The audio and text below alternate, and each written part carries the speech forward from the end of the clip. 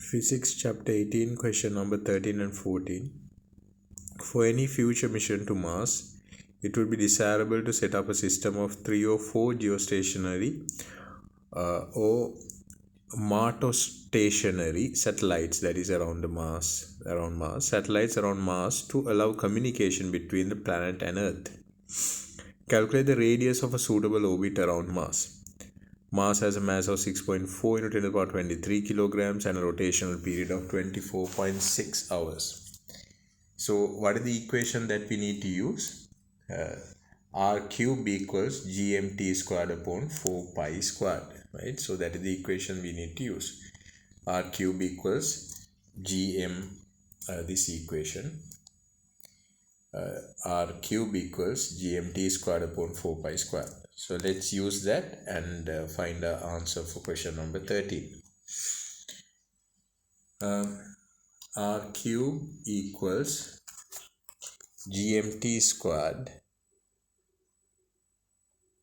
divided by 4 pi squared. Then you substitute the values. G is 6.67 into 10 to the power minus 11. Then mass of Mars is 6.4 into 10 to the power 23 multiplied by T squared is 24.6 into 60 into 60 to make it into seconds, and that whole thing needs to be squared and divided by 4 pi squared. You have to substitute these values and use a calculator, and you would get 8.7 into 10 to the power 21 meters. 8.7 into 10 to the power 21 meters.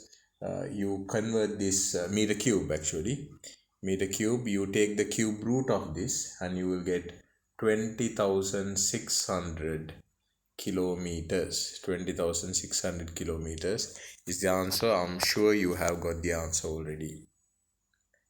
So let's move to the next question.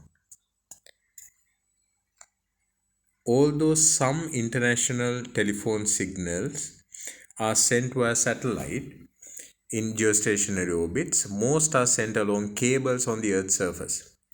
This reduces the time delay between sending and receiving the signal.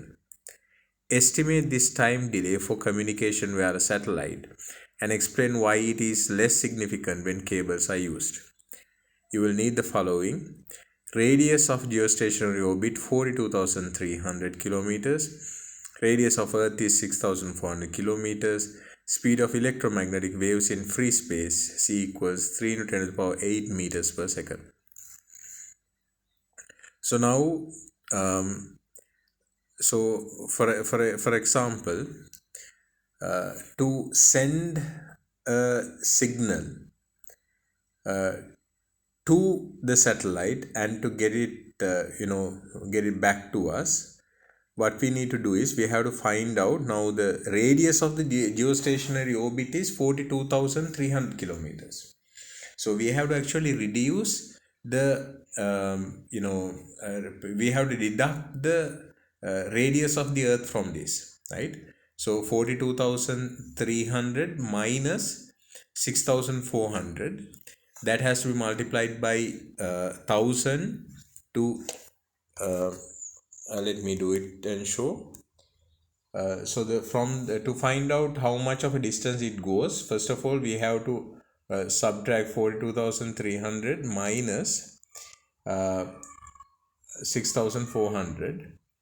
This will give us in kilometers how much of a distance it has to go just to reach the satellite.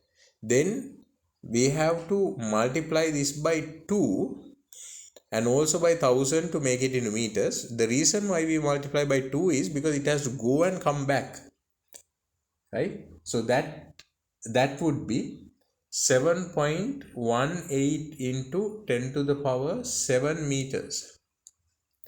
So that is the amount of distance it has to go, right? So then to find out how much of time is required to cover this, what you got to do is you have to, obviously distance over speed is the equation, time equals distance upon speed. 7.18 into 10 to the power 7, if you divide that by the speed of the signal 3 into 10 to the power 8, you will get that it takes 0.24 seconds.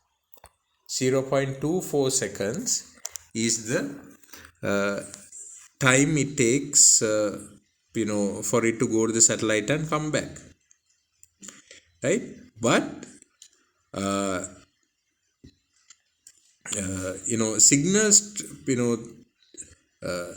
signals travel a little at a lesser speed than the speed of radio waves, but it is the distance that it has to travel is few thousand kilometers at maximum level, so it is quite efficient and it does not get delayed by 0.24 seconds. So that is the reason why the distance is much slower in cables, even though the speed is about 30% less than the speed in radio waves in space, right? So as a result, the cables are much more faster.